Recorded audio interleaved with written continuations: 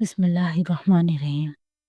شاید کہ اتر جائے تیرے دل میں میری بات، بارش کا ایک قطرہ سیپی کے منہ میں گرے تو وہ اسے موتی بنا دیتی ہے، اور اگر وہی بارش کا قطرہ سانپ کے منہ میں جا پڑے تو زہر میں بدل جاتا ہے۔ حقیقت یہی ہے کہ ہر چیز کا اثر ہمارے ظرف اور نیت پر منحصر ہوتا ہے۔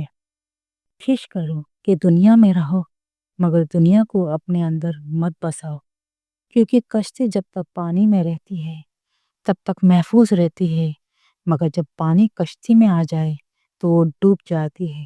اسی طرح اگر دنیا تمہارے دل میں جگہ بنا لے تو وہ تمہیں برباد کر سکتی ہے۔ کائنات کی تخلیق پر غور و فکر کرنا بھی ایک طرح کی عبادت ہے، کیونکہ اس سے عقل و شعور کے دروازے کھلتے ہیں۔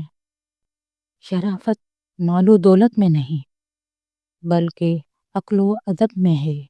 جو شخص اخلاق اور دانائی رکھتا ہے وہی حقیقت میں معزز ہے۔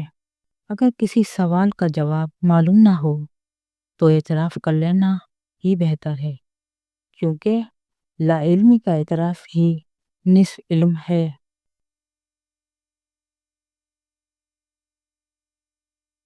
اپنی سوچوں کو اتنا شفاف رکھو جتنا پانی کا ایک پاکیزہ قطرہ، کیونکہ جیسے قطرے مل کر دریا بنتے ہیں ویسے ہی پاکیزہ خیالات ایمان کو مضبوط کرتے ہیں۔